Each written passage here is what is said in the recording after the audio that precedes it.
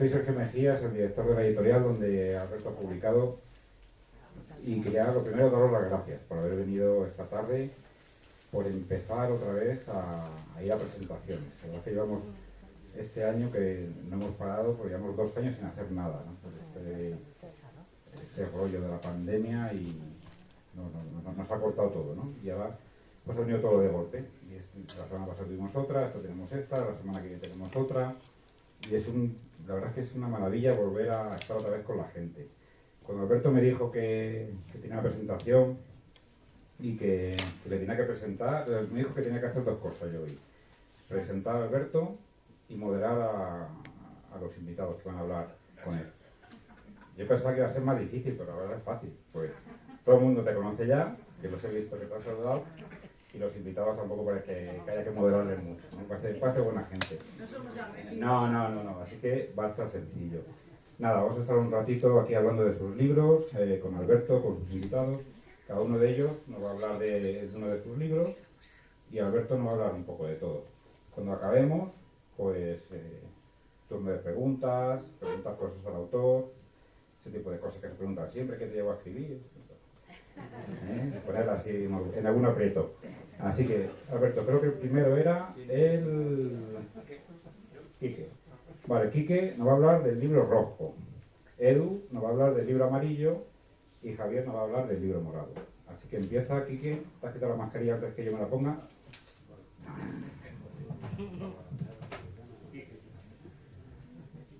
Hola, buenas tardes. Pues me han pedido que sea breve, voy a intentar. Y lo primero que quería hacer era presentar a Alberto, aunque bueno, la mayoría le conocéis, pero supongo que bueno, como todos, conocemos a veces a las personas por tramos de su vida, o por la parte profesional, o la parte personal, o la parte, bueno, laboral o social. Hay que decir que cuando llegó a Guinea Ecuatorial, Alberto había vivido ya más de 10 años en África subsahariana, donde habían nacido su mujer y sus 3 hijos. En ese tiempo trabajó en Mozambique, Namibia y una Angola recién salida de la guerra civil, por lo que tenía ya cierta experiencia en contextos productores de petróleo altamente corruptos. Previo a esto, había estudiado trabajo social, sociología y antropología, y vivido también 6 años en Centroamérica y otros 7 en Paraguay, donde acompañó de cerca el proceso que acabó con el golpe de estado del presidente Lugo. No era tanto cuando aterrizó en Malabo, un novato en asuntos de la cooperación oficial, ese terreno un poco resbaladizo en el que uno se mueve entre autoridades locales a un nivel muy alto, activistas, ONGs y diplomáticos. Además de en cooperación, Alberto ha trabajado también como terapeuta de familia en casos de malos tratos y abusos sexuales, técnico en reinserción en el contexto de la reforma psiquiátrica madrileña, documentalista en un museo, trabajador social en un programa de apoyo a excombatientes lisiados del FMLN, coordinador de la sede regional de una ONG, voluntario de las Naciones Unidas, consultor independiente y corrector de estilo en un periódico salvadoreño. Actualmente forma parte del equipo del área de cooperación del Ayuntamiento de Madrid. Como autor, antes de Piezas que no encajan, Alberto ha publicado 2 libros de ensayo, un par de libros de poemas y un conjunto de carteles políticos que son de difícil clasificación. También una novela ambientada en Angola, sobre la que actualmente está en conversaciones con una editorial de ese país para su traducción al portugués. Alberto acaba hace unos meses de volver a Madrid. Marchó de España a los 28 años y ha regresado con 56. El otro día me comentaba que Piezas que no encajan es de alguna manera el resultado de haber pasado media vida en contextos receptores de ayuda. Y antes de que se me olvide, decir que este vasto currículum hay que añadirle los 4 años últimos que estuvo de coordinador de cooperación en Guinea Ecuatorial, y yo creo que es un poco el motivo, el pretexto para esta monumental obra. Bueno, esto por la parte personal de Alberto. A mí sí que me gustaría, yo solo he podido leer este libro, no sabía que cada uno a ver, nos habíamos centrado en uno. A mí me ha parecido asombroso el trabajo. Sobre todo hay una cantidad de citas, de bibliografía, de temas. Yo creo que es el libro perfecto para alguien que quiera adentrarse en el mundo guinea sin una especificidad temática concreta, porque Alberto lo que hace es despliega un abanico enorme de información, sobre todo, ¿no? Es un ensayo muy personal, tiene una parte didáctica también, tiene una parte de recogida de información muy variada, que además está en muchísimos nichos, ¿no? Yo he descubierto, a mí me ha recordado, pues un montón de nombres, de personas y de hechos que yo ya tenía un poco en el armario. O sea, aparece desde Fernando Nguema, que era un amigo de Alfonso y mío, que le teníamos muchísimo cariño, era escultor, pues aparece en el libro. Pues aparece la quema de la catedral de Malabo, que ha sido hace un poquito después de la de Notre Dame, el Monalige, que era una cosa que yo tenía ahí en mi cerebro arrumbada y aflora en el libro. Castilla, que era un gobernador también que estuvo en Guinea. García Trevijano, que era un personaje que yo no sabía clasificarle. Y Alberto yo creo que me ha dado las claves, porque es un tipo poliédrico y que yo nunca había sabido en qué cajón meterle, ¿no? Paesa, que era el bandido aquel, ¿no?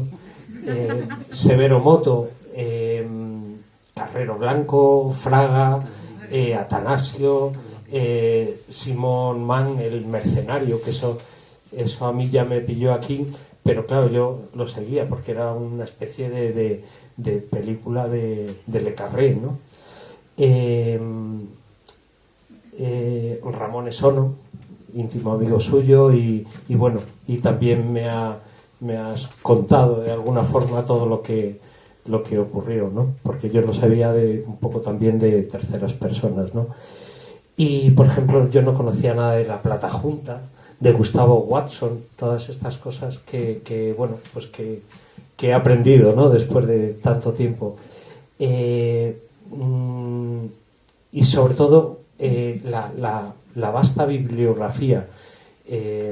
Claro, yo habré leído la mitad de esos libros que tú citas ahí, y hay otra, y La Tribu, por ejemplo, que era un libro de los primeros que leí, ¿no?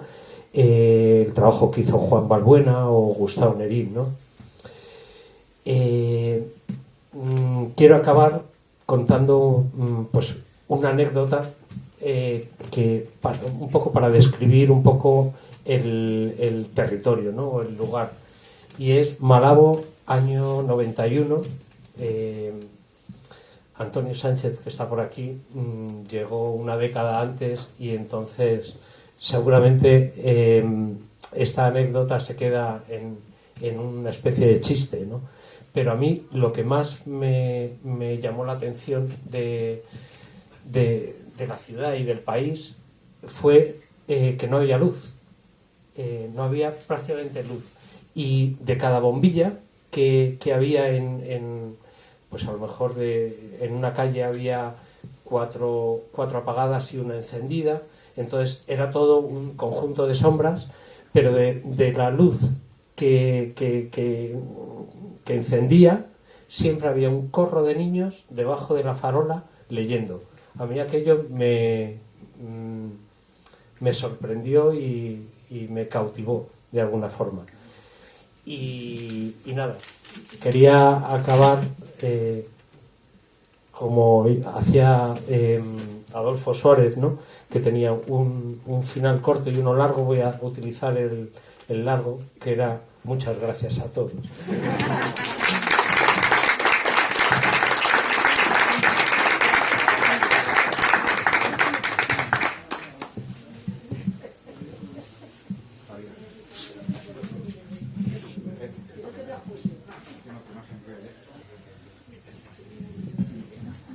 Bueno, muchas gracias, Sergio. Bueno, yo no voy a ser tan breve como Quique, porque los historiadores no tenemos ese don, pero lo intentaré.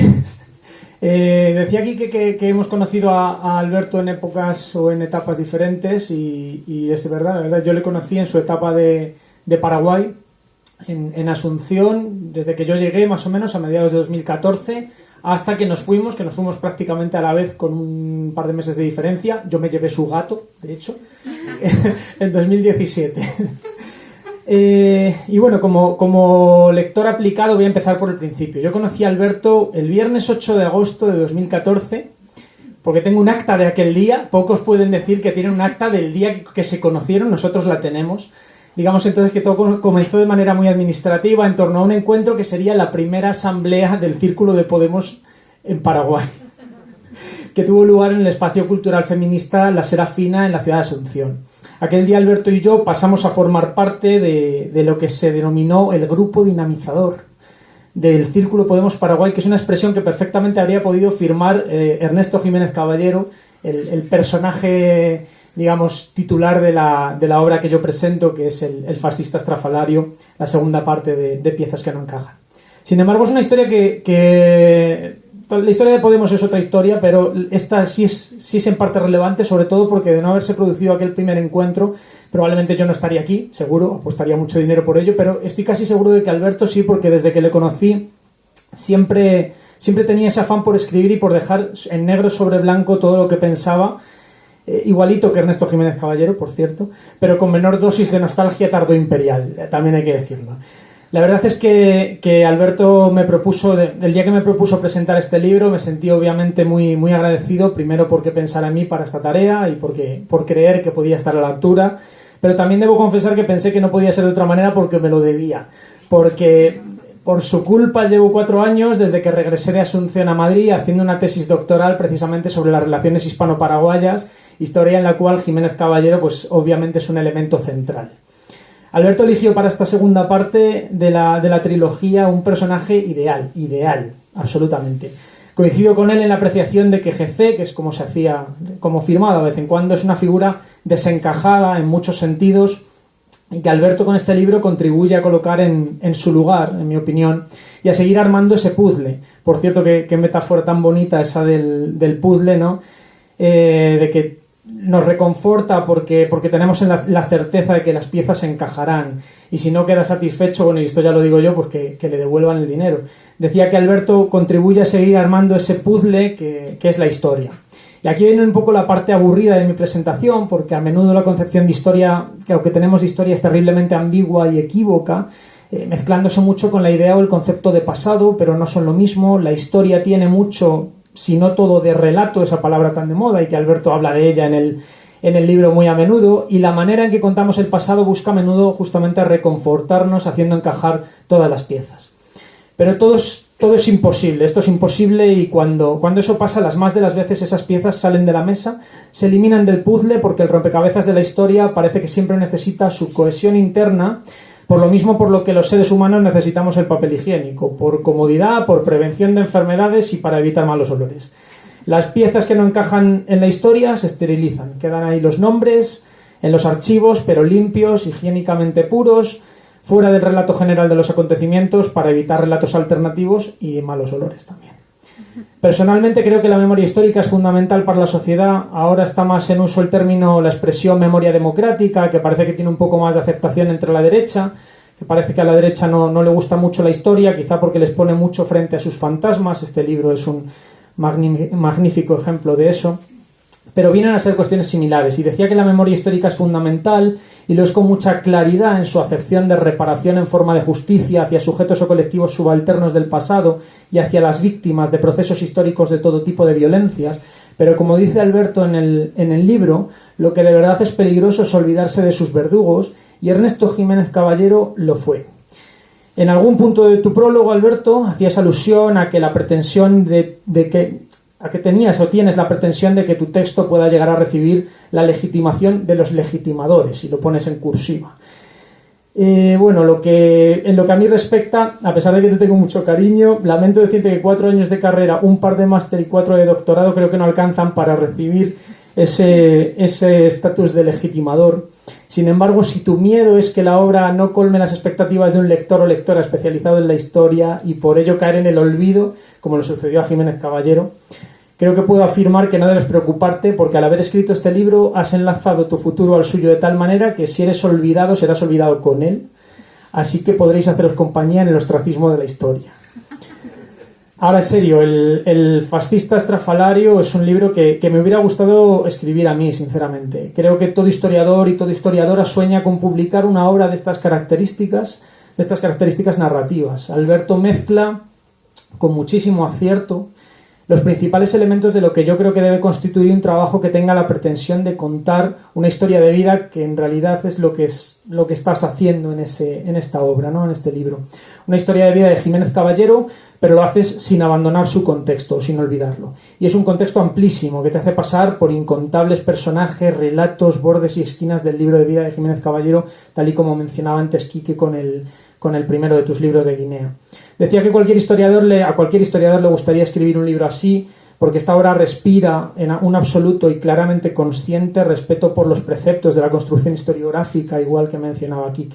Recurso a las fuentes, búsqueda de documentos inéditos, contrastación y análisis de esas fuentes, lectura y citación de la bibliografía o de documentación secundaria, ejercicio casi constante de contextualización e intención de explicar, que no justificar, las actitudes y pensamientos del personaje de Marras. Si es que hasta confiesas usar Wikipedia, que eso es una cosa muy de estudiante de historia, o sea que lo tienes, la chapa la tienes. De hecho, has podido hacer algo, tú en tu condición de trabajador del Ministerio de Asuntos Exteriores, que yo como historiador profesional e investigador contratado por el Sistema Nacional Universitario Español no he podido hacer a día de hoy, es ver los papeles de la embajada de Paraguay. Alberto pudo consultar, cuando lo leáis veréis que gran parte de lo que él cuenta lo ha podido consultar en los papeles de la embajada, que me imagino que luego hablarás un poquito de ellos. Yo todavía no me han dejado en Asunción. La verdad que son menos accesibles que los papeles de Bárcenas o de Panamá. No sé qué coño pasa ahí, pero bueno. No es hoy el día de hacer un alegato en pro de la apertura de los archivos de la Administración Exterior Española, pues, y al parecer yo en Asunción no encontré a mi niña vestida de rojo, que para cuando leáis el libro lo entenderéis. Volviendo a tu trabajo, Alberto, la verdad es que no quisiera verme en la piel del personal de la Casa del Libro o de otras librerías como esta el día que tengan que colocar El fascista estrafalario o tu trilogía en las estanterías. Esta obra a mí me parece inclasificable, a veces biografía histórica, a veces autobiografía, de tanto en cuanto relato casi novelesco, otras veces libro de autoayuda, ensayo político, enciclopedia, crítica literaria, poesía y todo ello trufado por el humor que te caracteriza. Menos mal que tenemos a continuación a Javier para que arroje algo de luz sobre tanta oscuridad. Pero algo que no quiero dejar de resaltar, porque me parece un aspecto clave, es que en tu libro no solo nos vas explicando quién fue, qué hizo o qué crees que pensaba Ernesto Jiménez Caballero, sino que nos vas contando casi en directo cómo lo fuiste escribiendo, en qué contexto personal, social y político, por qué te preocupaste o te fijaste en cada uno de esos aspectos e incluso las dudas, las encerronas y las calles cortadas a las que te llevaba el personaje y su obra. El fascista estrafalario es un relato yo creo que la palabra exacta es entretenido, pero se le queda muy corta porque es a la vez ingenioso, perspicaz y es un excelente recorrido por un siglo XX español y paraguayo, hispanoamericano, según el capítulo y el contexto, muy complejo, que además a menudo en tu texto arrastras mucho más allá del fallecimiento de Jiménez Caballero, trayéndolo incluso hasta la más inmediata actualidad. Hay muchas maneras de contar la historia y esta que tú nos presentas es no inédita porque hay muchas otras personas que han realizado ejercicios similares, pero sí es poco común encontrar autores que cuiden con tanto equilibrio el aspecto documental, el aspecto personal y el aspecto contextual. Además se trata de un libro muy políticamente acorrecto, o sea, no sujeto a reglas de corrección política. Porque si bien tú te caracterizas por una sensatez muy de tu generación, por asumir la concordia y el abrazo transicional que hicieron vuestros padres, y eso te ha obligado, no sé si consciente o sociológicamente, a empatizar mucho con tus posibles lectores, con las personas, los fenómenos y con los acontecimientos de los que hablas, aquí me parece que hay algo más, y es que de alguna manera también te has visto obligado a empatizar y a poner en valor, y te entiendo porque a mí me ocurre lo mismo en el curso de mis investigaciones, con el propio Ernesto Jiménez Caballero, con todas las comillas que sea necesario agregar para que no nos saquen aquí a palos. Porque en este libro te has enfrentado a un personaje cuyo pensamiento político dista mucho de lo admisible en la actualidad, tanto de lo admisible en la actualidad como de lo deseable en términos históricos. Es relativamente sencillo entender que uno tenga que hacer un ejercicio de comprensión del pensamiento de otro tiempo cuando se habla de la esclavitud en la antigua Roma, del patriarcado en la Europa medieval, de sacrificios humanos en el Imperio Mexica, pero no deja de ser problemático cuando aquello que cuentas está tan cercano en el tiempo, cuando sus consecuencias son en cierto modo aún tan visibles y, lo que es peor, cuando se sienten tan próximas esas consecuencias por los acontecimientos del hoy. Cuando además, como tú señalas, parece que se ha pretendido invisibilizar el personaje y de hecho se ha conseguido. Durante mis clases en la Universidad Autónoma de Madrid, de vez en cuando suelto chascarrillos de GC, de Jiménez Caballero, a mis estudiantes de la asignatura de Historia del siglo XX, y entre estos el famoso episodio de su intento de casar a Hitler con Pilar Primo de Rivera para refundar el Imperio Habsburgo. Bueno, pues a mis estudiantes de Vox les fascinó la idea. Sé que son de Vox porque me lo dicen, me lo cuentan, o sea, no hay ningún problema en eso. Pero les fascinó la idea. Por eso yo creo que con mucha más razón esa dosis de olvido es peligrosa. Es un personaje con una ideología que abarca tantos aspectos de lo peor de lo que es capaz el ser humano y un pensamiento político cuya forma material provocó tanto sufrimiento en el siglo XX que el resultado, este libro, ha sido por tu parte en muchas ocasiones el de un movimiento lateral.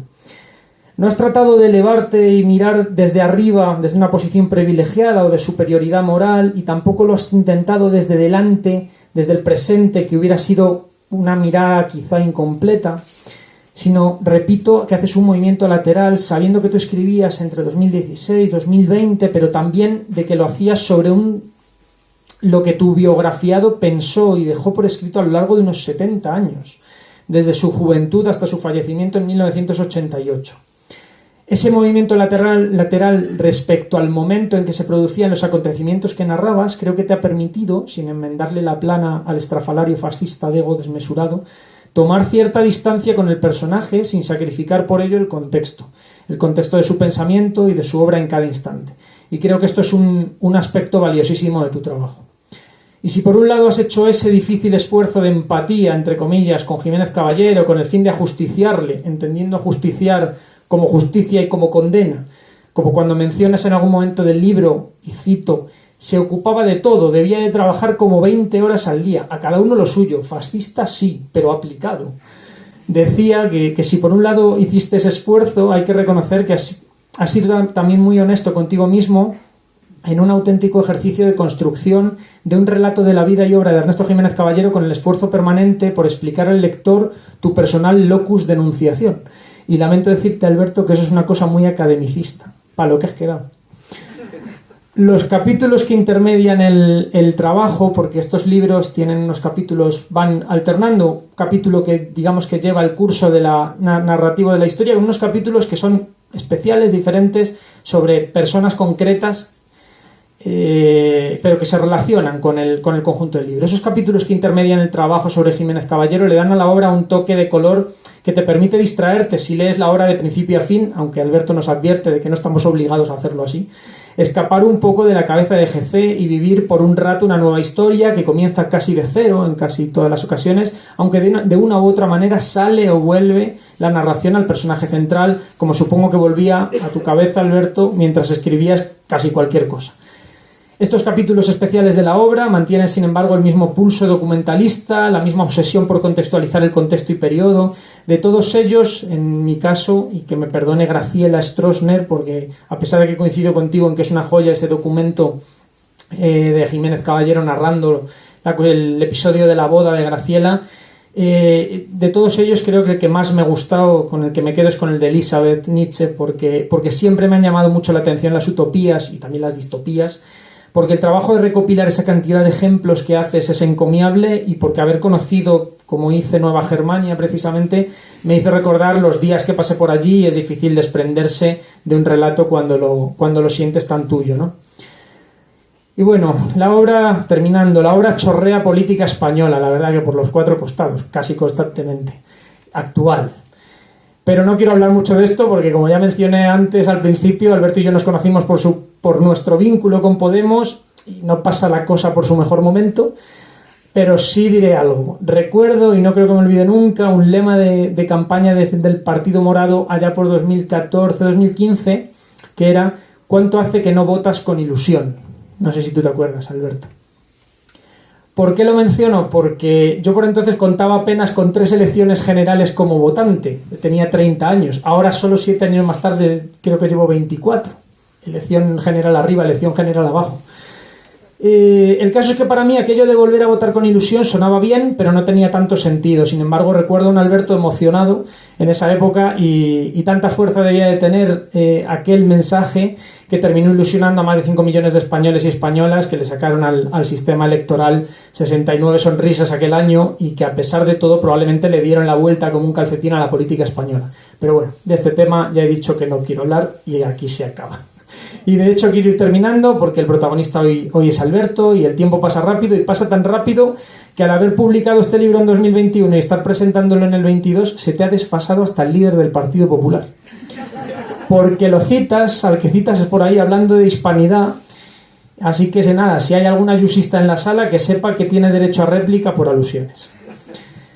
Bueno, que un libro sobre Ernesto Jiménez Caballero termine con reflexiones sobre la validez universal de los derechos humanos y con una crítica al sistema de cooperación español fundamentándose en un juego de mesa, es algo que merecería ser estudiado por Javier inmediatamente, aunque bien pensado tiene todo bastante sentido. Pero tiene esa lógica porque GC era GC. Cito: intranquiliza pensar que podamos ser herederos inconscientes del fascismo. No lo digo yo, lo dice este señor.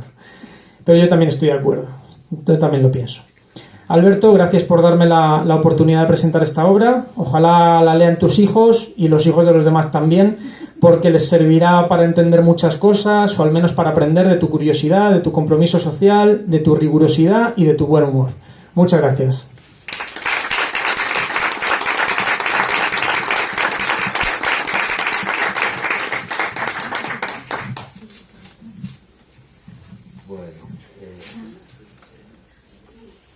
No, espérate, no me lo quites.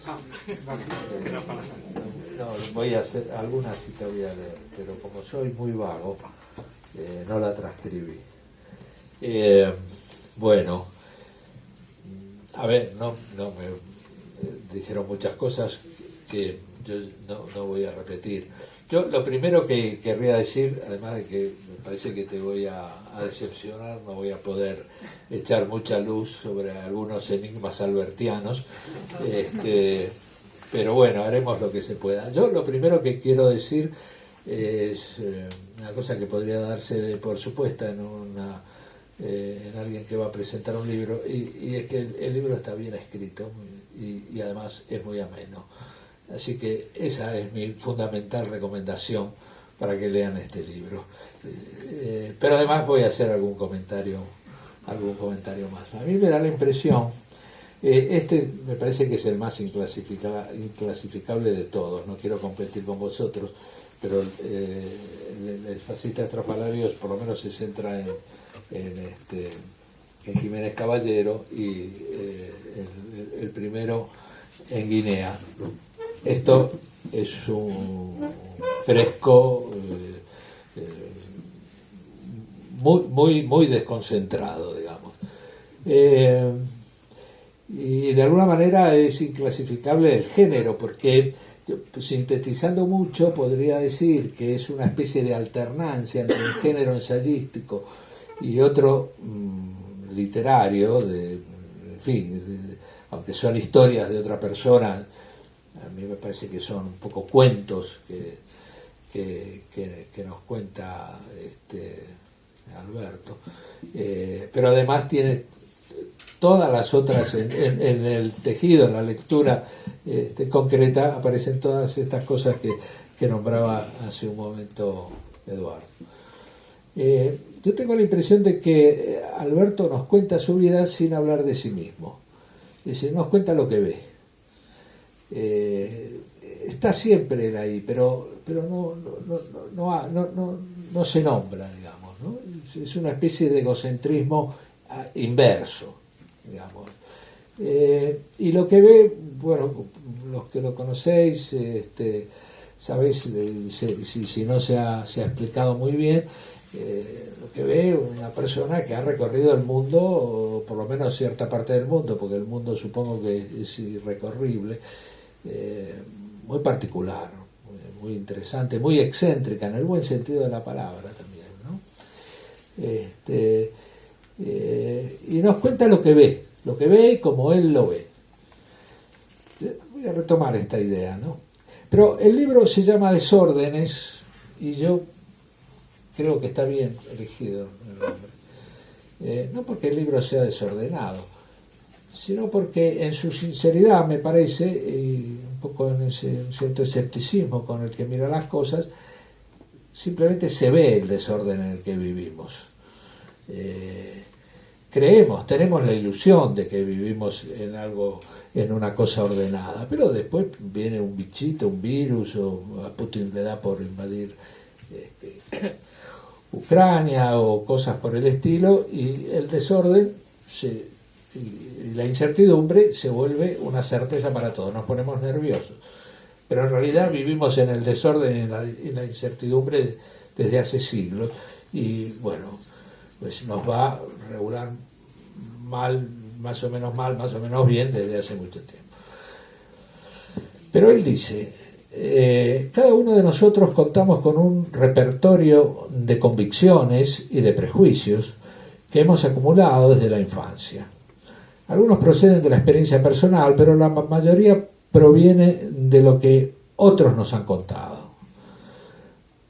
Luego más adelante dice, cualquier aficionado a los rompecabezas sabe que lo que reconforta en ellos es la certeza de que los fragmentos van a acabar encajando.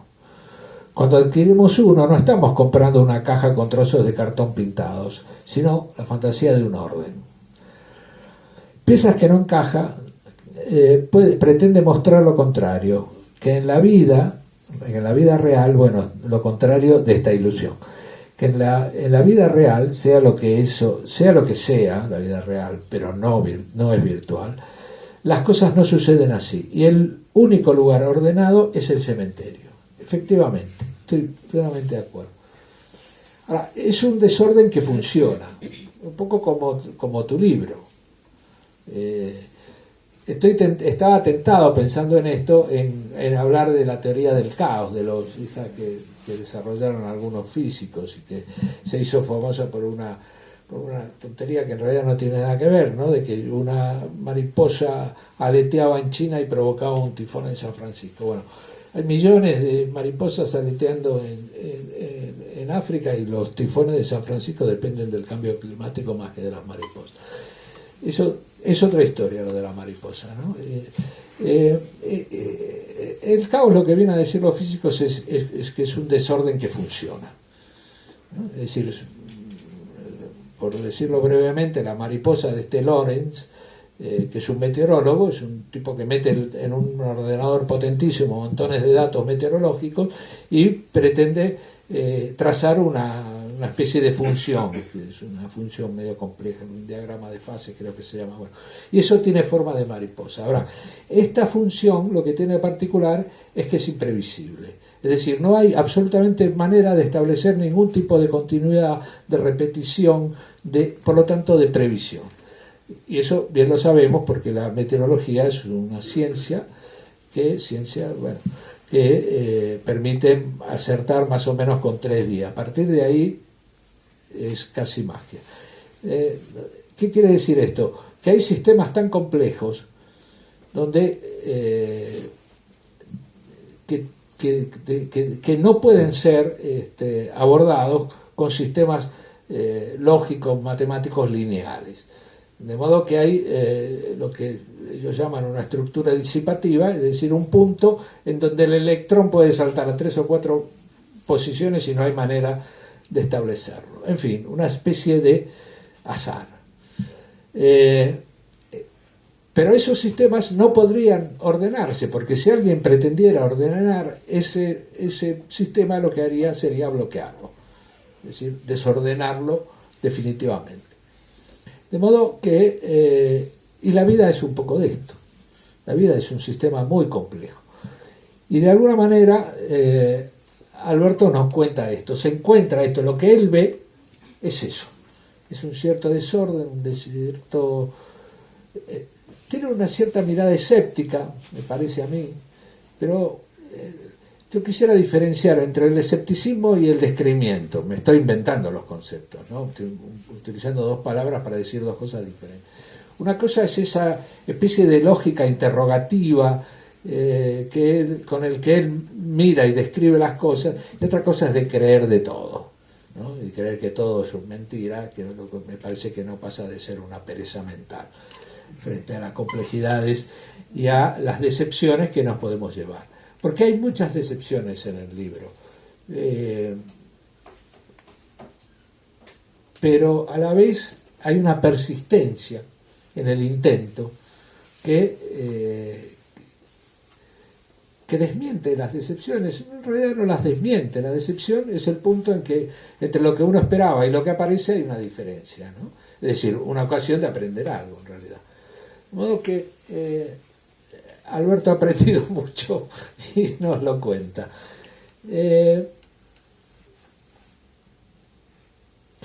Bueno, la estructura del libro es, él hace una reflexión sobre distintos temas, lo que él llama temas esenciales, ¿no? Y fijaros qué cosas, qué temas, nada menos, ¿no? Las palabras, donde habla del lenguaje, los otros, donde habla de la antropología, pero habla de los otros, ¿no? De la otredad, el nacionalismo, la política, la locura, el sexo, la melancolía, la muerte. Bueno, creo que no se deja nada, ¿no? Y a continuación aparece una historia de algún personaje, siempre personajes. Bueno, está Claude Lévi-Strauss, pero es el único. Los demás son personajes muy poco conocidos para la mayoría, para mí, pero me parece que para la mayoría de los que compartimos este campo cultural, pero fascinantes.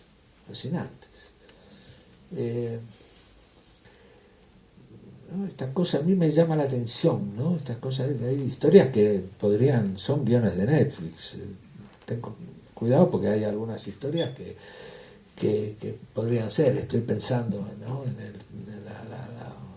la cuestión esa donde le hacen la trampa esa al coronel salvadoreño con la radio Venceremos. Bueno, no les cuento la historia porque merece ser leída. En fin, muchas. Yo me voy a centrar un poco en la parte que más conozco de esta historia de vida de Alberto, ¿no? Que es este tema de la locura y la experiencia que hicimos, ahí esa es la parte donde yo lo conocí a Alberto, y el momento que lo conocí a Alberto creo que podría fecharlo también. Creo que es el 1 de septiembre del 87. Pero no tengo acta. No es lo mismo, tienes razón. Él hace una reflexión sobre la locura y en ese sentido él cuenta lo que ve, ¿no? Cuenta lo que ve y que lo primero que transmite es esta idea de cómo fracasan, ¿no? las herramientas psi con este tema de la locura, ¿no? Empieza por los psiquiatras. A ver, se refiere a la psiquiatría dominante, vamos a decir así, a la psiquiatría más biologicista, ¿no? A eso se refiere.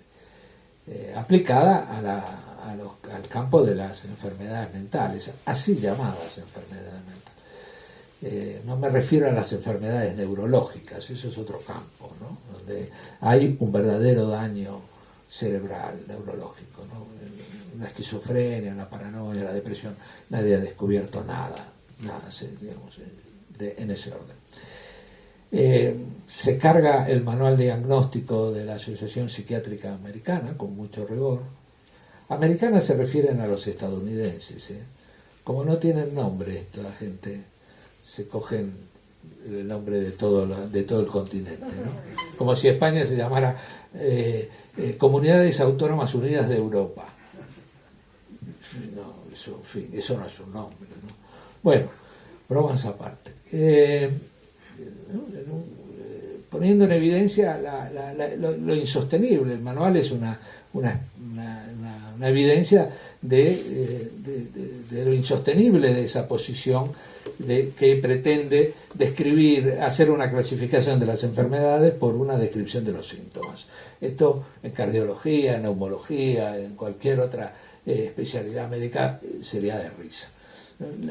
Nadie tiene una hipótesis seria sobre la etiología de ninguna de estas enfermedades, más allá de una creencia más bien no demostrada de que todo esto tiene que ver con fallos en el sistema nervioso. Pero bueno, en ese sentido yo diría que la psiquiatría no fracasa. La psiquiatría, esa psiquiatría, pues después hay una psiquiatría comunitaria que trabaja de otra manera completamente distinta, ¿no? Pero ¿no? Que atiende a esta cuestión de que el ser humano no es un organismo, ¿no? En todo caso es un organismo vinculado, ¿no? Es polvo seremos, pero polvo enamorado, ¿no? En ese sentido me parece que da en el clavo, ¿no? El poeta. Es eso, sí, un organismo, pero un organismo significado. Para nosotros el problema no son la comida, el alimento, la reproducción, sino las significaciones que todas esas cosas tienen en nuestra vida.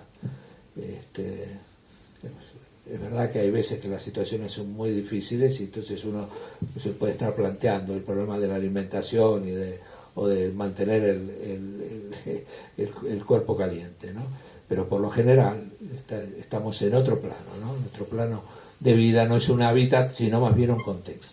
Esto es lo que la psiquiatría no entiende. Ahora bien, luego se encuentra, y lo cuenta, la dificultad que tienen todas las herramientas psíquicas para abordar el problema de la locura. No voy a entrar en eso porque sería otro tema. Y él pone como cuento, como ejemplo, algo que para mí es enormemente meritorio y que siempre lo animé a que siguiera con eso, que es grabar la vida de un paciente psiquiátrico que pasó toda su vida, a partir de cierto momento, en instituciones psiquiátricas, ¿no? Yo creo que es un hebefrénico, usando la clasificación clásica de la psiquiatría, ¿no? Pero no importa, ¿no? Esa cosa donde él se ubica un poco como si fuera un objeto de todos los demás. Y la institución psiquiátrica, si tú te dejas, te pone ahí. Está hecha para eso. En ese sentido no fracasa, ¿no? Es decir, porque para eso tiene los neurolépticos que sirven para aplacar la locura, es decir, interferirla, ¿no? Pero no para curarla. Curarla probablemente no sea posible. Pero hay maneras de que la vida pueda ser un poco más soportable, ¿no? Bueno, no vamos a entrar en ese asunto. Entonces, mínimamente recopila y luego transcribe la historia de este hombre, que es también muy interesante, ¿no?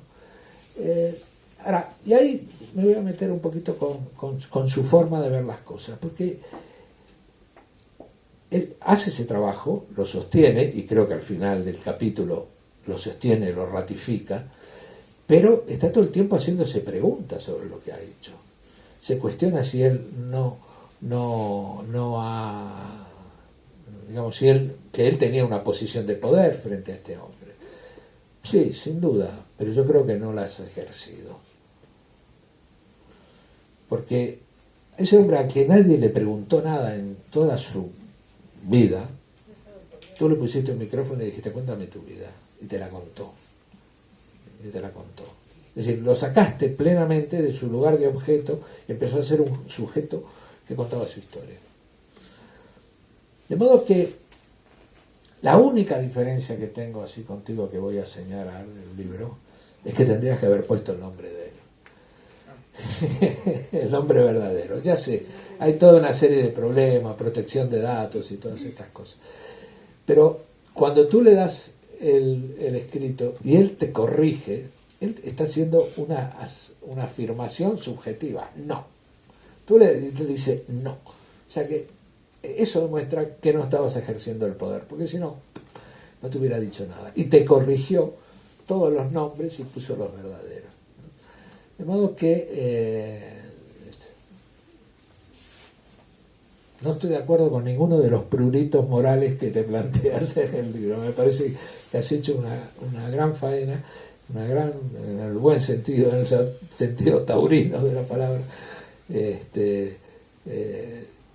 dándole voz a alguien que no la tenía. Bueno, hasta aquí.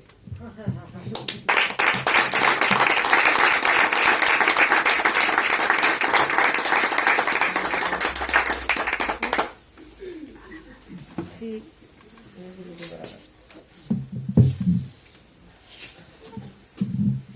Muchas gracias y buenas noches. Lo mejor de esto es poder quitarse la mascarilla. Y teníamos un poco de incertidumbre esta noche con la convocatoria y la verdad es que nos hemos quedado sin sillas, así que muchas gracias a todos por haber venido. Yo tengo antes que nada una cosa que me hace sentir un poco incómodo, y es que con los 8 o 10 días que llevamos estar viendo en televisión de pronto todo lo de Ucrania y los muertos y que habían invadido una central nuclear y se empezó a hablar de la OTAN y de pronto Alemania duplica el presupuesto militar y todas estas cosas, parece un poco frívolo juntarse a hablar de otra cosa. No, pero al mismo tiempo qué bien que a pesar de pandemias y de guerras uno puede juntarse entre amigos a hablar de libros entre libros, ¿no? Que es una de las cosas buenas que hay. Me vais a permitir una serie de agradecimientos. Lo primero, por supuesto, a Quique, Edu y Javier, ¿no? Tenía muchísima curiosidad por saber qué vais a decir y no había nada que me apeteciera más hoy que escucharos. Y gracias por la disponibilidad y por las palabras, por haberlo leído y por estar aquí hoy. Gracias especiales a Javier, que la cita la ha pillado un poco a contrapié, recién llegado de Buenos Aires. Gracias también a Sergio Mejías, ¿no? Que ha tenido la gentileza por parte de la editorial de acompañarnos esta noche. Gracias a Valle y a Santiago y a los amigos de Sin Tarima que nos han prestado este sitio tan estupendo. Muchas gracias en ausencia a Ramón Esono, que le hubiera encantado estar, pero no ha podido porque está en San Salvador. Ramón, aparte de protagonizar uno de los 46 capítulos del libro, me regaló las portadas y todos los dibujos que están en él. Y sobre todo muchas gracias a vosotros por haber venido, porque uno escribe siempre para mostrárselo a los amigos que sois vosotros, y otra cosa es falso. Yo no me voy a enrollar mucho, porque quiero que quede un poco de tiempo para coloquio, pero quería decir algunas consideraciones generales acerca de la trilogía y luego algunas pinceladas que complementen cada uno de los libros. Y lo primero es que este es el producto de 5 o 6 años de trabajo, que escribir es una tarea lenta. Digo esto porque a las pocas semanas de que pasara el confinamiento en España, yo entonces estaba en Malabo y el calendario fue un poco diferente, yo vi en televisión un par de entrevistas de personajes conocidos. Me acuerdo que había un político y una presentadora de televisión que presentaban los libros que habían escrito aprovechando las semanas que habían tenido que quedarse en casa. Y eso a mí, aparte de una enorme envidia, la verdad es que me deja un poco estupefacto porque no sé cómo es posible. Yo creo que los textos tienen que madurar, como casi todas las cosas importantes de la vida. Que escribir es lento, y sobre todo es mucho más lento revisar lo que uno ha escrito, porque además es una tarea horrorosa que es interminable, y porque siempre hay cosas que se pueden mejorar o cambiar gazapos. Y eso a eso se añade además, que para los que no somos autores conocidos, el tiempo que lleva desde que tú tienes un manuscrito que dices ya está, hasta que eso tiene forma de libro, es un camino largo también lleno de obstáculos, ¿no? Eso en mi caso tiene un efecto indeseado, y es que yo trato de escribir sobre algunos temas ilustrándolo con cosas de actualidad, y claro, las cosas de actualidad y los nombres propios se quedan obsoletos enseguida. Sin embargo, los temas de fondo, esos siempre están en bucle y siempre son los mismos, porque vuelven una y otra vez y siguen estando en las portadas de los periódicos y en las tertulias y en los libros que se van publicando. Lo cual es curioso de seguir, porque a veces confirman lo que uno ha escrito y otras veces lo desmienten y lo descalifican o lo complementan. Y eso, claro, ya no cabe en un objeto con formato libro, que es un poco lo que decía Javier, que un libro es un poco tramposo, porque al final es una serie de páginas secuenciadas y numeradas, y la vida no funciona con ese orden, ¿no? Y como no hay cómo meterlo, y a pesar de que yo tengo una resistencia casi y enfermiza a las redes sociales, me pasa igual con el inglés ahora que veo aquí a Santi. No, a pesar de que no consigo enterarme con el galimatías de los hashtags y de las etiquetas que cualquier adolescente maneja también. A pesar de eso he decidido comenzar a hacer un blog que se llama igual que la trilogía. Si ponéis en el móvil piezas que no empiezan, .es todo seguido aparece, con un doble objetivo. Por un lado, con ir incorporando cosas que van saliendo en la actualidad y que dan continuidad al pensamiento de los libros, y también para facilitar un poco un espacio de intercambio mínimo con los lectores. Yo me acuerdo cuando compartí con Julio, mi cuñado librero, que es un buen lector, los primeros borradores, los capítulos de estos libros. Julio lo que me decía es: esto no está mal escrito, pero no veo la manera como vas a engarzar esto que tenga coherencia, porque son cosas que no encajan, ¿no? Yo creo que eso lo he conseguido bastante bien en el primer libro de Guinea, porque ayuda a que al final la cronología de Guinea es muy, muy detallada. Está un poco más cogido de los pelos, pero funciona más o menos en el libro amarillo, y en el de Desórdenes no hay por dónde cogerlo. Tiene razón Javier, porque no hay ninguna línea coherente. Claro, lo que pasa es que, pensando sobre eso, también es un poco una ingenuidad la pretensión de presentar los desórdenes de una manera ordenada, con lo cual tampoco me preocupa mucho.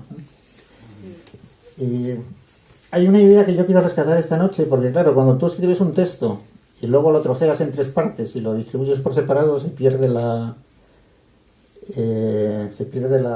centralidad del asunto, y es de dónde surge toda esta cosa, ¿no?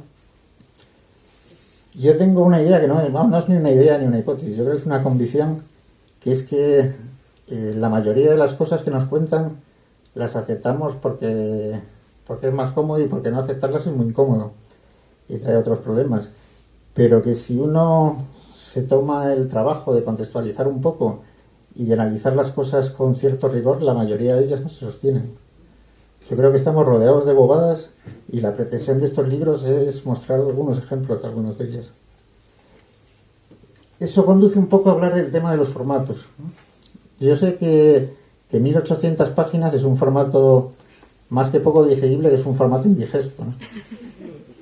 Pero lo cierto es que venimos del otro extremo, que las cosas en las que pensamos o caben en unos minutos de televisión o en los caracteres de un Twitter, pero nos llegan a través del móvil en forma de titulares o de memes, o a la gente más joven en formato TikTok bailando. Pero así se transmiten. Es decir, eso solo es útil para trasladar o consignas o chistes, pero da muy poco más de sí. Yo creo no creo que esto responda a una intención malvada de nadie, pero creo que en la práctica nos empujan cada vez más a consumir, consumir cada vez más y reflexionar cada vez menos. Es una especie como de entretenimiento pasivo en el que nos dan las cosas a medio digerir por parte de Netflix, Google, HBO, quien sea. Quería referirme un poco a lo que mencionaba Javier de la estructura de los libros. Estos 3 libros tienen la misma estructura todos, que son dos series de capítulos intercaladas. Los capítulos impares, que supuestamente llevan la narración principal y que son los más tensos, y los pares, que son la historia de personajes que es verdad que son personajes arbitrarios, pero que a mí me parecían ilustrativos de del tema que quería tratar. Lo que ha pasado aquí es que no sé muy bien de qué modo a lo largo de la redacción los personajes han ido cogiendo cada vez más peso, y aunque en principio se trataba de aligerar un poquito la lectura, al final tienen más, yo creo que tienen más importancia que los otros capítulos. Dejadme que vea la chuleta porque me pierdo, si no. Y hay una cosa que si volviera a empezar a escribirla ahora, que no volvería a hacer, que es esta especie de aspiración enciclopédica de recoger de dónde proviene todo. Quiero decir, entre los 3 volúmenes hay más de 2.300 notas a pie de página, que eso por un lado es un horror de trabajo, y por otro, a mí me recuerda una cosa que decía Javier Crae, que decía: yo en mi casa tengo una estantería con libros clásicos que no he leído pero me tranquilizan, porque pienso, si un día quiero los leo. ¿No? Yo creo que con las citas pasa un poco igual, que salvo que un lector sea muy neurótico, nadie debe leerlas porque entorpecen la lectura, pero a mí me tranquilizan porque documentan un poco por qué digo las cosas que digo. Hay otra cosa también que para el lector yo creo que es difícil de ver, y que yo le he puesto mucho trabajo, porque la crítica que más fácil a estos libros es que son una especie de ensalada, ¿no? Porque mezclan temas muy diferentes. Y sin embargo, hay una especie de costura interna que les da coherencia, y es que hay un montón de personajes o de situaciones que son citadas en diferentes capítulos desde diferentes perspectivas. Yo he tratado de reflejar eso, pero claro, en el libro en formato papel es muy difícil, porque no he puesto la palabra hipervínculo muchas veces, pero es una metáfora que no funciona. Eso, sin embargo, es mucho más flexible para eso el formato informático en el EPUB, porque ahí los hipervínculos no son una metáfora, sino que de verdad se convierten en que en medio del texto aparece una frase, un nombre propio, un vistoso color azul, y que si uno hace clic pasa a otra parte de los libros, ¿no? Eso es bonito porque de alguna manera es llevar a la práctica el juego que Julio Cortázar proponía hace un montón de años cuando no había ordenadores con rayuela, ¿no? De no proponer no leerse el libro de principio a fin como un lector aplicado, sino saltar de un lado a otro. Por último, quiero advertir que los libros tienen mucho de referencial, ¿no? Hay 2 o 3 capítulos que tienen que ver con la historia de mi familia, y el resto de ellos están salpicados de anécdotas personales. Para mí ese vínculo con el texto es importante, porque yo creo que de alguna manera nosotros somos nuestro mejor instrumento y nuestro único argumento, casi. Dicho esto, quería dar unas pinceladas de cada uno de los libros para complementar lo que han señalado Quique y Javier. En relación al libro de Guinea, Un despropósito ecuatorial, en Guinea hay algo que llama mucho la atención y que es muy difícil de entender, ¿no? Aquí hay muchas personas que conocen bien Guinea y seguro que lo comparten. Y es que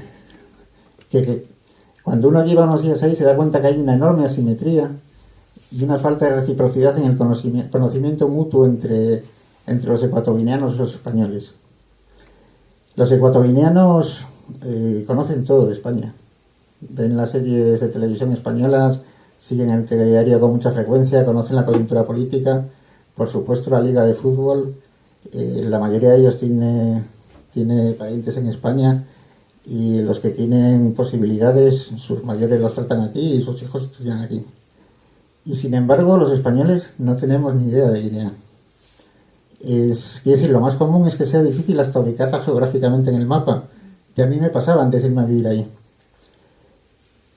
Es como si hubiéramos olvidado que la gente de mi generación, cuando éramos pequeños, Río Muni y Fernando Poo eran tan provincias españolas como podían serlo Guadalajara o Tarragona. Ahora, con estos años que ha habido tanto lío con el conflicto en Cataluña y la unidad de España, a mí me llama mucho la atención que nadie ha citado el antecedente guineano, al menos yo no lo he oído. Pero aquellos que dicen que un español nunca deja de ser español deberían decírselo a un guineano mayor de 50 años mirándole a los ojos, ¿no? Y es yo no sé de qué está hecha esa ignorancia, no sé si tiene parte de desprecio, de racismo, pero es una cosa muy paleta y muy difícil de entender porque tiene que ver con nuestra propia historia, ¿no? Yo creo que cualquier chaval francés seguro que ha escuchado de Argelia, de Senegal o de Gabón mucho más que los nuestros de Guinea. Y deberían saber, por ejemplo, que desde el momento que se independizaron en el 68 es una dictadura, y esto en absoluto, por supuesto, supone una defensa del régimen colonial, que medio libro está dedicado a describirlo. Pero sí es cierto que hubo 11 años de régimen de terror con un dictador genocida, y que después hubo el segundo de aborto, que era sobrino suyo, dio una sonada militar, lo fusiló y se quedó en el trono, y de eso hace 43 años, ¿no? Decía Ramón Esono, que es el amigo que han citado antes, los dibujos. Él estuvo 7 meses en la cárcel de Black Beach, que tiene fama y no precisamente por sus bondades. Y como fue un caso un poco mediático, cuando salió y volvió a España, le hicieron varias entrevistas en la prensa. Y en una de ellas, en el Diario Público, decía que los españoles que conocen Guinea saben lo que es aquello, y que al volver a España deberían hacer algo más, además de callarse. Yo creo que este libro en parte nace de eso, de esa especie de compromiso con los guineanos de a pie, y también para llamar un poco la atención en lo que está por venir en Guinea. Guinea en estos momentos es un poco como debió de ser España a principios de los 70, que está en vísperas de que pase algo, lo que aquí en España antes de la transición, se llamaba con el eufemismo el hecho biológico, y está pendiente una transición que será un momento de tambaleo político y no se sabe cómo va a ser, y entraña cierto riesgo, ¿no? Un peligro que no es cosa menor porque es cosa mayor, diría Mariano Rajoy, una cosa así. No se sabe bien qué va a pasar. Dependerá un poco de la correlación de fuerzas al interior de la familia Ollán, la familia real, como lo llaman allí, y de las lealtades que hay en las Fuerzas Armadas, pero eso por supuesto es sumamente opaco. Aparentemente el guión es que suceda al primogénito, Teodorín, pero esa es una solución que a mucha gente no le gusta ni dentro ni fuera, porque ha dado muchas muestras de ser bastante peor que su padre. Hay una cosa que pasa a veces, y es que estoy pensando en el 15M, pero lo mismo se podría pensar en la caída del muro de Berlín. Y es que una vez que las cosas pasan, aparece una legión de sociólogos, analistas, tertulianos, politólogos, explicando que era evidente que eso tenía que pasar porque estaba claro, pero lo suelen decir ya a toro pasado. Sería bueno que en esta ocasión hubiera un poco mirada sobre Guinea en lo que vaya a suceder, porque cuanto más miradas haya, más difícil será que eso se desmande. No vaya a ser que tal como está el mundo nos pille a todos distraídos mirando hacia otro lado, y lo que tan pomposamente se llama la comunidad internacional muestre una vez más que lo único que les interesa de los ecuatorianos es su petróleo. Dicho eso, quería hablar algo también del libro amarillo, el fascista estrafalario. Quería contar una cosa. A mí me gustan los libros viejos y fantaseo con cuando me jubile con dedicarme a vender y comprar libros viejos. Entonces, escribiendo esto, me hice con bastantes libros de Ernesto Jiménez Caballero, infumables todos, y se me ocurrió por enredar, ponerlos a la venta en internet. A todo esto, por explicar un poco más, complementar lo que ha dicho Edu, Jiménez Caballero fue un personaje que intelectualmente era muy potente. El tipo tiene tropecientos libros, fue 2 veces Premio Nacional de Literatura, tiene algunos libros vanguardistas, debió ser uno de los primeros que empezó a hacer cine en España, y hay cortos suyos en YouTube de los años 30. Sobre todo aglutinó a la generación del 27 y dirigió una revista que fue mítica, que fue la Gaceta Literaria, que le sirvió un poco de escaparate a todos, y era fascista convencido, siempre lo fue hasta el final, ¿no? Él era razonablemente amigo de Mussolini, le condecoró Hitler y participó en la fundación de Falange, y muchos de los signos de identidad de lo que Franco llamó después el movimiento, ¿no? Como la camisa azul de Falange, el desfile de la Victoria, copiar a los anarquistas la bandera roja y negra, la Paz Falange, o fueron invento suyo, o él decía que era invento suyo, que también es posible, dado como era que se apuntara tantos demás. Entonces, claro, lo que pasó es que terminada la Segunda Guerra Mundial, desaparecido Hitler y Mussolini y derrotado el Eje, ser fascista no era una buena carta de presentación ni siquiera en España. Entonces un poco más complicado. Tú, si acaso corrígeme, Edu, pero lo que llegó a pasar es que este hombre se convirtió en alguien incómodo para Franco por su exceso de fascismo, y Franco, bueno, se lo quitó de encima mandándole durante una década embajador a Paraguay, y allí coincidió con Alfredo Stroessner, que estaba empezando además Stroessner, que es como, digamos, si fuera el Franco paraguayo, porque fue un dictador militar que estuvo muchos años, y se hicieron íntimos amigos, lo que permitió que Jiménez Caballero explorara la idea de la hispanidad hasta todo lo que pudo. Bueno, pero lo que quería contar es que cuando yo al final vendo los libros de Jiménez Caballero y, bueno, quedo con el comprador para entregárselos, y me encuentro con un chico joven, muy culto, licenciado, había estudiado fuera, profesor de instituto, que sabía mucho de Ernesto Jiménez Caballero. Estuvimos un rato largo hablando, y claro, yo me di cuenta de que yo me había documentado sobre Jiménez Caballero para burlarme de él, pero no era el caso del otro, que era falangista, que se lo tomaba muy en serio. Entonces eso da un poco que pensar, porque a veces, como tendemos a rodearnos de gente que piensa más o menos parecido a nosotros, tendemos no a pensar que no existen, pero que el resto del pensamiento se difumina un poco, y que si existe, y vaya si existe. Hay otra cosa, lo que yo escribí de Jiménez Caballero es un poco el origen de la trilogía. Entonces estamos hablando del 2016, por ahí. Y claro, en el 2016, ponerse a documentarse sobre la hispanidad era como un interés pintoresco y un poco arqueológico casi. Era como buscar información sobre Don Pelayo, ¿no? Y sin embargo, pocos años después, y con el atracón de banderas que había en los balcones, resulta que nos parece a todos lo más normal del mundo que Pablo Casado ya no, quien sea, y Abascal se disputen la reivindicación de la hispanidad, cuando era un tema que no estaba en la agenda ni de lejos, ¿no? Hablando ya de bueno, en ese libro hay 2 o 3 capítulos que yo les tengo especial cariño.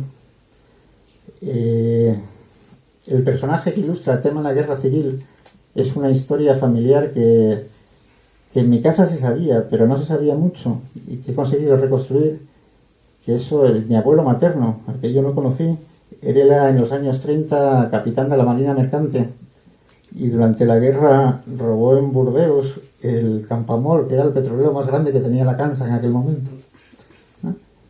Esa es una historia curiosa. La otra historia es la que citaba Edu, de la loca de la hermana de Nietzsche, que muchos años antes de que Hitler subiera al poder, convenció a no pocas familias alemanas para irse a fundar una colonia en búsqueda de la pureza de la raza aria en el departamento paraguayo de San Pedro.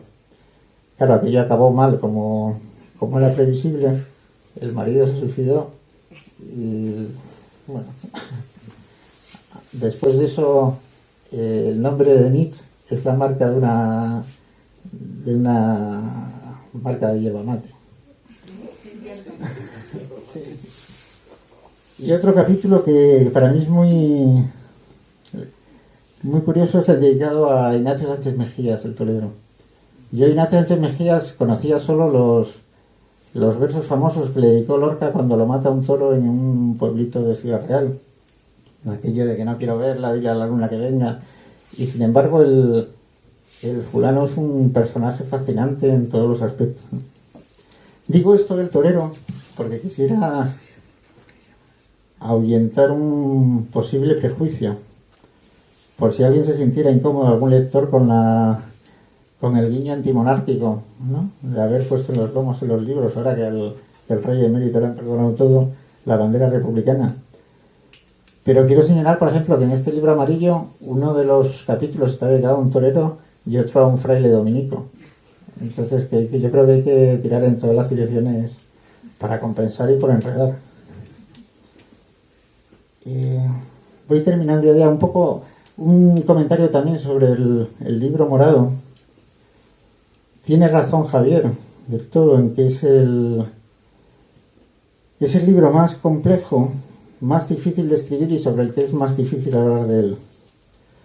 Yo creo que tiene dos partes, que los primeros 8 capítulos, pero esto las 2 partes no es que lo pensara cuando lo escribí, sino que se me ocurrió antes de ayer diciendo que iba a decir aquí. Pero los primeros capítulos se orientan más a algo que tiene que ver con nosotros hacia afuera, ¿no?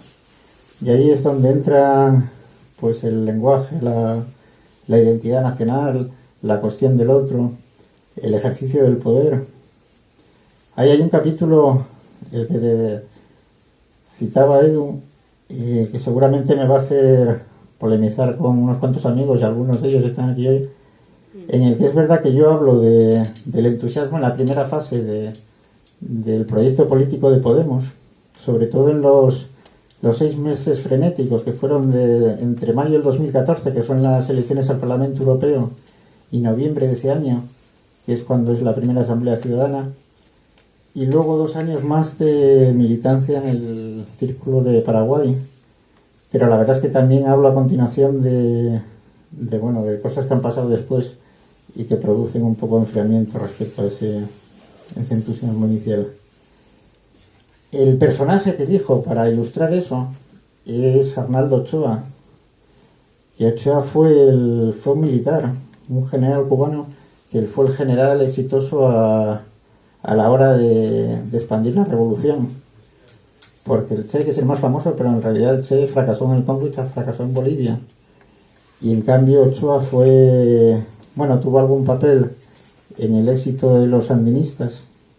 Y aquí quiero pasar de puntillas porque qué espanto en lo que se ha convertido Daniel Ortega. Venció a los somalíes en la batalla de Madrid y sobre todo venció a los sudafricanos en Cuito Cuanabal, en Angola. Eso llama mucho la atención, que batallas tan importantes, porque cambió la geopolítica del mundo y en España ni se conoce, ni se estudia, ni suena como a chino. Y sin embargo, aquello provocó la caída del apartheid, provocó la liberación de Nelson Mandela, favoreció la independencia de Namibia. Y a este hombre, sin embargo, muy poquito después de eso, en Cuba lo fusilaron con una acusación un poco vaga de narcotráfico, cuando lo que estaba probablemente en juego era que no llegara a hacerle sombra en ningún momento a Fidel. La segunda parte de este libro yo creo que es más oscura, porque trato de temas más íntimos que nos recorren a todos. De ahí es donde hablo de la locura que citaba Javier con la historia de Guillermo, que pasó más de un cuarto de siglo en el manicomio leganés, o de la melancolía. Y hablo también del sexo y de la muerte, ¿no? Escribir sobre el sexo y la muerte por pudores. Es difícil escribir sobre eso y es difícil publicarlo, porque hablar de sexo es hablar de deseo, pero también de temas colaterales como la moral, la prostitución, la pornografía, la homosexualidad, y sobre todo yo creo que la denuncia, que yo creo que, aunque eso seguramente me van a apedrear, pero yo creo que ahora hay una especie de neopuritanismo políticamente correcto al que hay que combatir porque va en dirección contraria. Yo creo que de lo que se trata es de erotizarlo todo mucho más de lo que está. Y el último capítulo, el capítulo que habla de la muerte, escribir de la muerte sin frivolizar no es fácil porque da miedo. Da miedo la no trascendencia, y se nota mucho en nuestra sociedad, que parece que cuando alguien se muere de pronto es como si se rompiera el guión, cuando es lo único previsible, ¿no?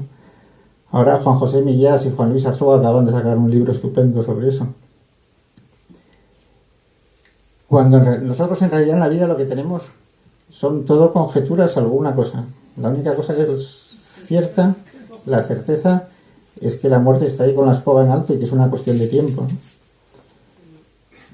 Ese capítulo es muy referencial porque yo lo escribo a las pocas semanas de que falleciera mi madre en abril del 2020 en una residencia de ancianos en la parte más dura del COVID. Eso pasó en Madrid y fue de la gente a la que se le negó la asistencia en los hospitales. Y hace pocas semanas lo que hemos sabido es que los responsables máximos de aquella decisión, lo que tenían en aquel momento ocupado la cabeza era ver cómo hacían un chanchullo para hacer ganar dinero fácil a sus allegados, ¿no? Uno cuando ve eso lo que piensa es que qué obedientes somos y que qué tragaderas más grandes tenemos todos, ¿no?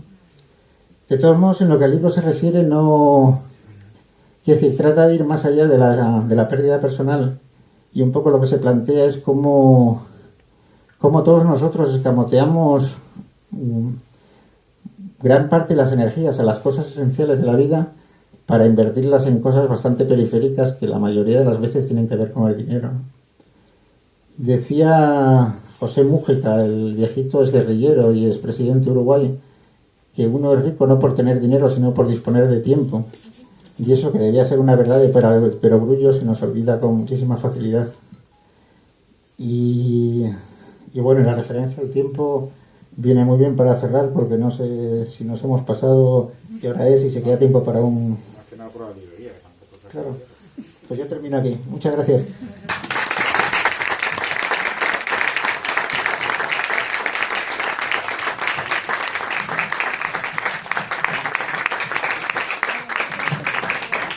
Ahora es el turno de las preguntas. Voy a preguntar a que tenemos que darnos prisa para preguntar, comprar el libro y que nos lo firmen. Pregunta. ¿Cuánto vale el libro? Pues creo que 19.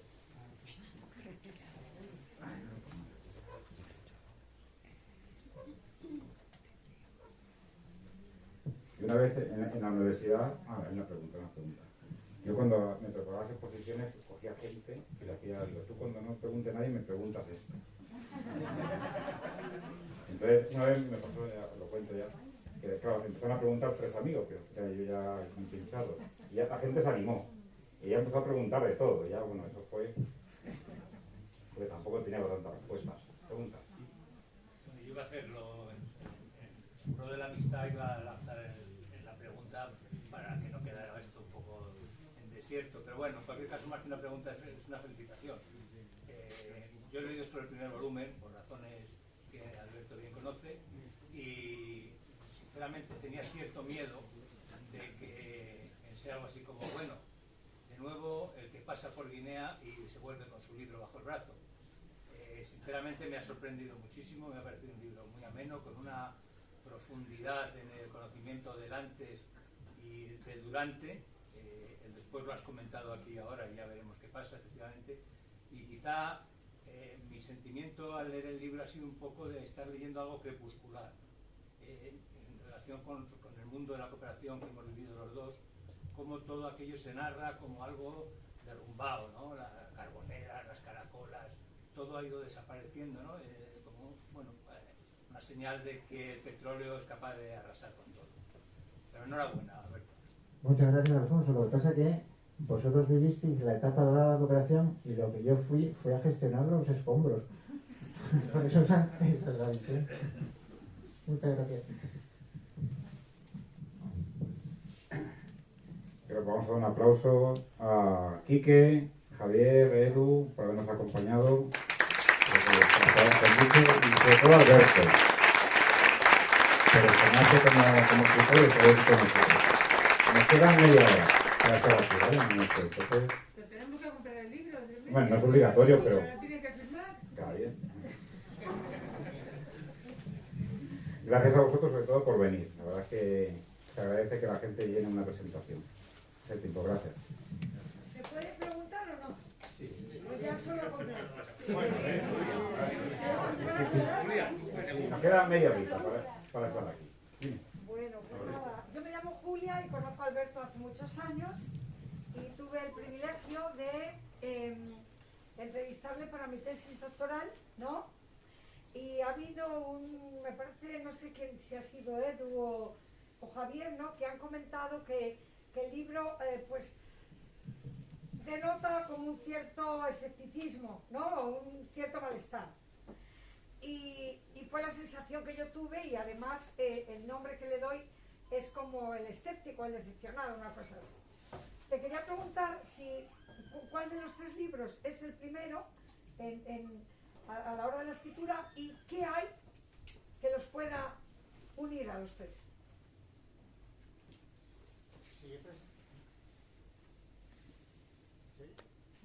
No. Pero yo creo que se te oye, ¿eh?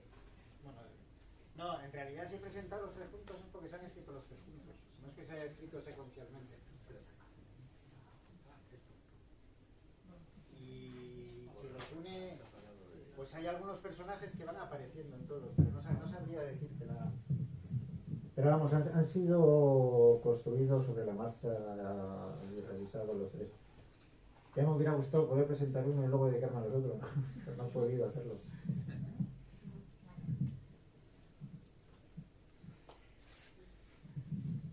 Quedamos aquí entonces, pues muchísimas gracias a todos y